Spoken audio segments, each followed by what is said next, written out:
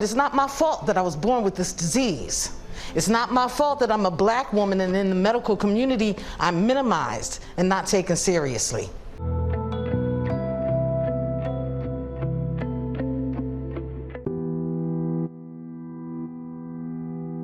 The Trump presidency, by and large, is a reality show, and the photographs reflect that. The president's photographer should be a fly on the wall. But post-White House, I and they are a private citizen, and why should they not speak out?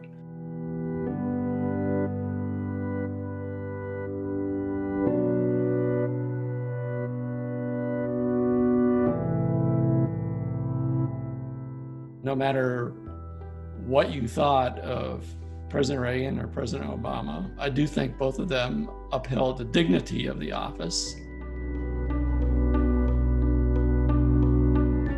If you go back to January and February 2017, my posts were very subtle, and if you weren't paying attention to the news, you would have no idea what I was referring to. And then I kind of got humorous.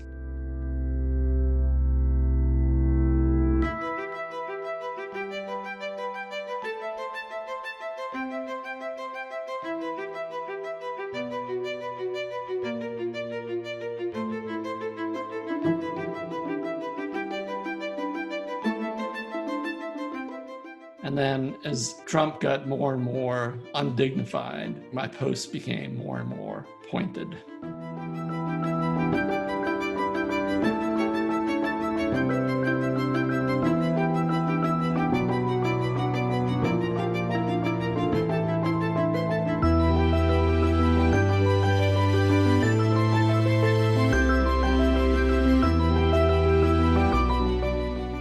To paraphrase John Lewis, if you see something wrong, say something. Calling the press the enemy of the people. It truly is the enemy of the people. Bullying people who criticize him. Little Marco Rubio. Calling women nasty. Such a nasty woman. Trust fund. Locking kids in cages. No, I didn't build cages. My list is too long.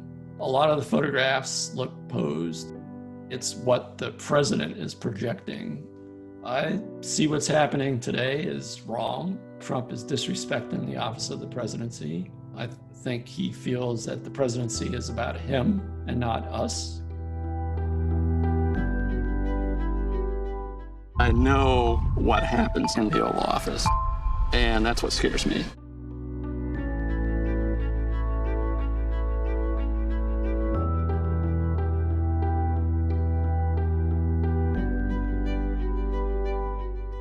We were just trying to be as relevant as we could to what was taking place. And it really spoke to what happened with COVID and Black Lives Matter, spoke to what I've been saying for the last 3.5 years about the incompetency of this president and how eventually it was going to have disastrous consequences for our country. And we're seeing it now. We're seeing it play out.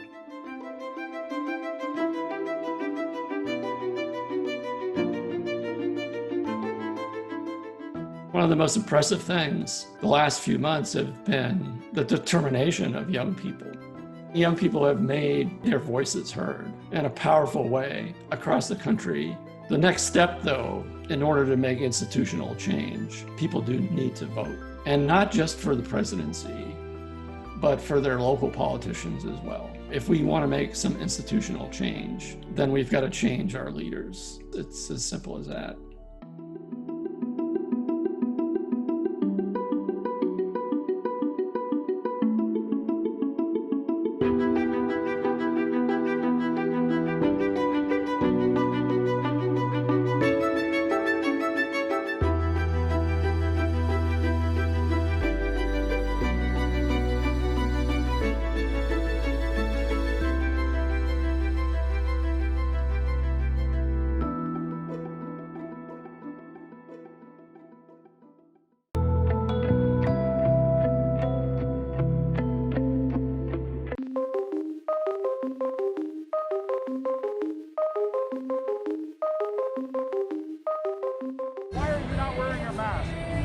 Because there's no COVID. It's a fake pandemic created to destroy the United States of America. But the president said to Bob Woodward that there is a virus, the coronavirus, and that it is deadly. That's his opinion. The truth is that the CDC said there's only less than 10,000 people die from COVID. The other 190,000 have 2.6 or 2.8 other mortalities. All right, let's keep talking about this. I'm ready. So let's say you have COPD. You're walking around, you get COVID, you get an exacerbation of your COPD so bad you go in the hospital, the inflammation in your lungs gets really bad, you need to be intubated, you go to the ICU, you develop acute respiratory distress syndrome, you develop respiratory failure, and you die. In this example, COVID is the cause of death because without the COVID, none of that sequence of events would have happened leading to the patient's death. Now would be a good time to distinguish between mechanism versus cause of death because a lot of people in my comments are getting those two very confused. So the cause of death is the disease or injury that initiates a chain of events, brief or prolonged, which produces a fatal outcome. In this case, that would be the COVID. Mechanism of death is the physiologic derangement incompatible with continued life produced by the cause of death. In this case, that would be the respiratory failure. And by your logic, we should call up the CDC right now and tell them to cancel all cancer deaths because people don't die of cancer, they die of intracerebral hemorrhage from brain metastases or pulmonary emboli from hypercoagulable states of malignancy or sepsis from prolonged immunosuppression. But we don't do that because without the cancer, none of that would have happened and they wouldn't have died. You picking up what I'm putting down?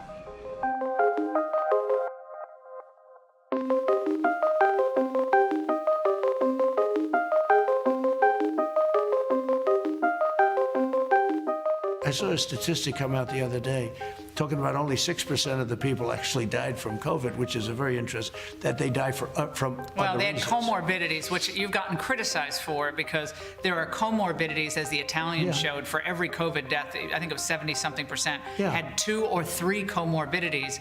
But the COVID might ultimately have been the key morbidity to hit them, but could bottom be, line but is... it's an interesting statistic.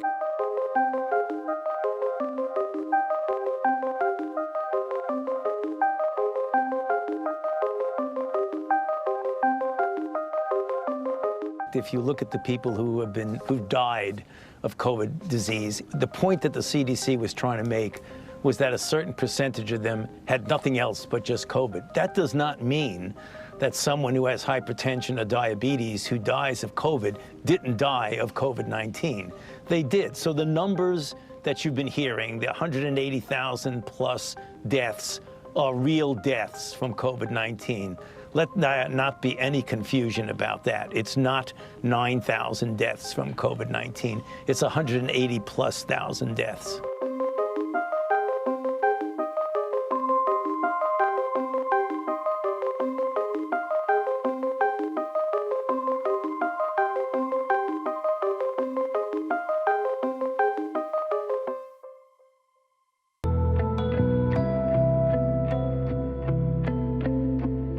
And should pre-existing conditions, which Obamacare brought to fruition, be removed?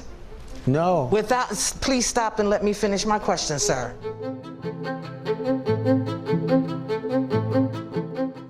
I was born with a disease called sarcoidosis. And from the day I was born, I was considered uninsurable. When it hit my brain, I was automatically eligible for disability for the rest of my life. I chose instead to get a bachelor's degree, a master's degree, a PhD, and become a professor. Great.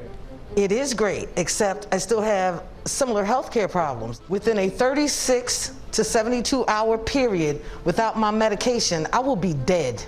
And I want to know what it is that you're going to do to assure that people like me who work hard, we do everything we're supposed to do, can stay insured. It's not my fault that I was born with this disease. It's not my fault that I'm a black woman and in the medical community I'm minimized and not taken seriously. I want to know what you are going to do about that. So, first of all, I hope you are taken seriously. I hope you are.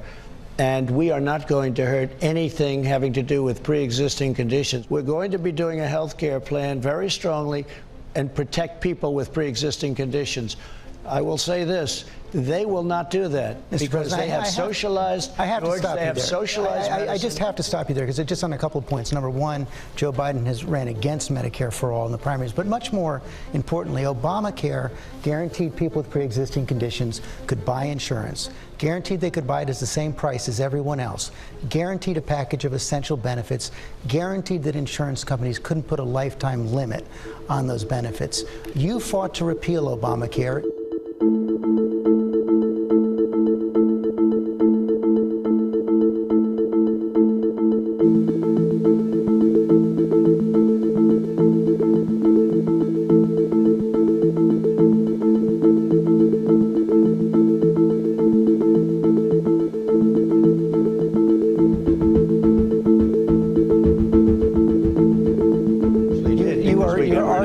Supreme Court right now to strike it down. That would do away with pre-existing conditions. So that we can do new health care. But you've been promising a new health care plan. I interviewed you in June of last year. We're going to produce phenomenal health care. And we already have the concept of the plan. And it'll be much better health care. Tell people what the plan is. Yeah, well, we'll be announcing that in about 2 months. Maybe less. You told Chris Wallace that this summer it would come in 3 weeks. Pre-existing conditions will always be taken care of by me and Republicans, 100%. But you've been in office 3.5 years. You don't have a plan. Well, we haven't had. Excuse me. You heard me yesterday. We're signing a health care plan within 2 weeks. I have it already. But you've been trying to strike down pre-existing conditions. I have it already, and it's a much better plan for you, and it's a much better plan.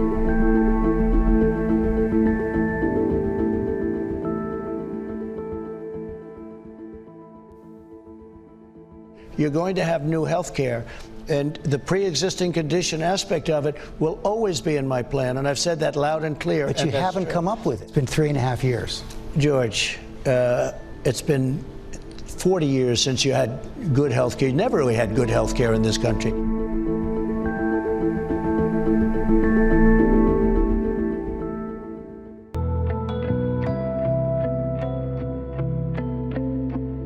We'll do the fact check on that. I watched that. I just did. All right. Well, you're wrong. Nope. So.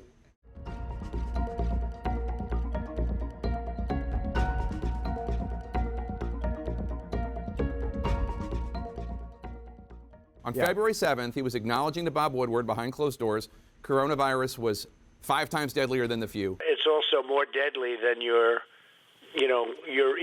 strenuous flus. This is more deadly. This is 5 per. This is 5% versus 1% and less than 1%. So this is deadly stuff.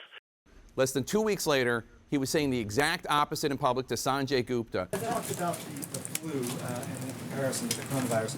Flu has a fatality ratio of about 0.1%. Correct.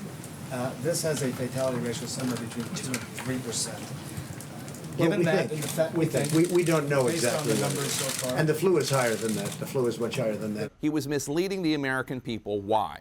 On January 31st, that was basically the starting gun to fight this virus that came in from the Chinese Communist Party. Let's not forget where this started.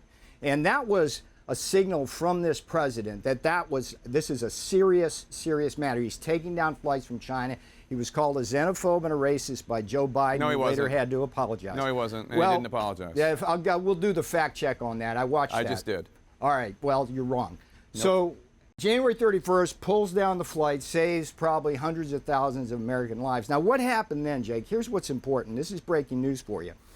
In that first week of February, leading up to February 7th, we here at the White House started a strategy. It's basically was hope for the best, prepare for the worst, stay calm, and begin to attack this virus from China on 4 different vectors. Hang on, let me have the mic here. Well, PPE, I'm not giving you 10 therapeutics, minutes to do this. vaccines, Okay. and therapeutics. Okay, so what happened? So on February 7th, I'm specifically talking about what President Trump was saying to the public. Yes. In February and March. Jake, not fair here. Let me finish here. You're not answering my question. On February 7th, President Trump talks to Woodward. What happens on February 9th? This is the most important thing. A memo, I write a memo that goes out to the task force here that basically outlines President Trump's strategy for dealing with the virus. And in this memo, it brings to the effect that we need N95 masks, that we need to go after therapy. Hang on, let me finish No, this, because Jake. you're not answering my question, Peter. On February 7th, he knew that it was in the air, that it was 5 times deadlier than the flu. No, 5 times deadlier. That's on the tape. He expressed that to Woodward, but at the same time, 2 weeks later, he's saying that the flu is deadlier than the coronavirus. Jake, Why wasn't he honest? You just don't want to listen, Jake. You just don't want you to wanna answer the listen. question. In February, nobody knew. No, nobody knew. Not the president, not February you, 7th. not Nancy Pelosi, not Bill de Blasio. He knew it was deadlier than the flu, and he was lying to the American people 2 weeks later. This is more deadly. This is 5 per. This is 5% versus 1% and less than 1%. He was not honest with the American people. You're not answering the question. You're not honest with the American people. CNN is not honest with the American people. CNN. You want to go there? I mean, I said you're not answering the question. Here's the thing. Thank you, Peter Navarro. We just played tape. You didn't answer the question. No, you can't say that. You didn't answer the question. No, you didn't. Repeatedly, Jake. You just didn't like the Peter answer. Navarro, thank you so much. Like I appreciate your time today. Thank you so much. And I would just like to remind the American people watching that the United States has less than 5% of the world's population, and the United States has more than 20% of the world's coronavirus deaths. That is a fact. It does not matter how many times he insults CNN.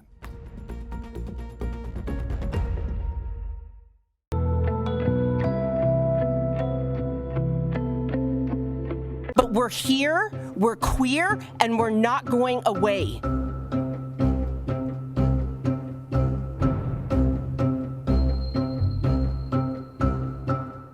That flag outside that window and in this very room, the American flag, that's something that unifies us all, and that's why it's up there. The North Dakota flag as well unifies us all as North Dakotans. But the American flag represents the hearts of Americans, and the LGBT flag represents the genitals of certain Americans. Do you have kids or grandkids? I do have kids. Young ones, like, say, 5 years old, 10 years old? They've grown up a little more, 21 and 14. Okay. Well, just supposing they were, say, 5, 10 years old, and they drove by and they seen that flag and asked what it was. Wouldn't you be embarrassed to tell them?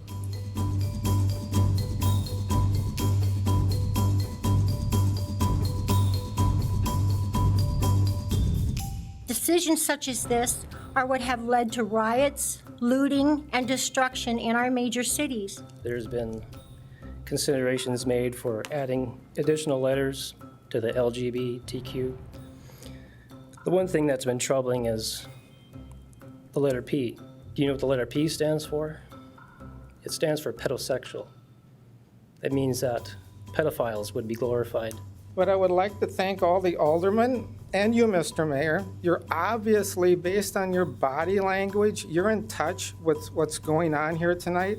Everybody but Miss Evans. You gentlemen, and you ma'am, and you're sucking it up.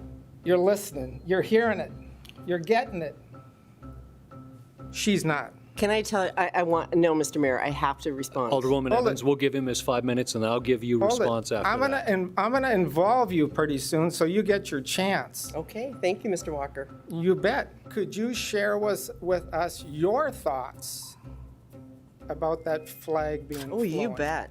So, as some of you may not be aware. And just one point. Yes, Mr. Walker? I've heard enough, I'll put my hand up. Okay. Just like the mayor does with us. Okay. I'm not waving But guess what? You don't get to tell me when I can stop speaking. Well, I'm going to. I'm an elected official. You can't do that. Can I do that, Mr. Mayor? Mr. Walker, if she's given the floor, I'm going to give her the 5 minutes just like everyone else, Okay, and I 5 will minutes. let you finish up your 5 minutes. And you'll start the clock. Clock is running as soon as... I don't need 5 minutes. Please go ahead. So, Mr. Walker, if you're not aware, and I think a lot of people in this room are not aware and have come here just because this is a gay issue, I am proudly the first openly elected lesbian in North Dakota. So that is why I'm not paying any heed to your crap. We the people, I'm the people. I live in Minot. I have a taxpayer. I am a person. I get to see myself represented on that flagpole just as much as the people who got the Juneteenth flag last month, as much as the POW MIAs will get later this month. Every single person is entitled to see themselves represented. We are not some group of people who live in San Francisco or Seattle. We are here. We are your elected officials. We are your brothers. We are your sisters. And don't tell me you're not hatred and anger. That's all I feel. I've had to listen to it for days now, as is the mayor and many of my colleagues. It is unacceptable. This city is big enough for all of us. Me having a flag flying doesn't take away anything from your rights and freedoms. But you know what it does for me? It shows me I live in a city that appreciates and embraces me and the people of my community, and that I can live here and feel safe. That's what it does. I'm sorry it doesn't make you feel comfortable, but we're here, we're queer, and we're not going away. Thank you.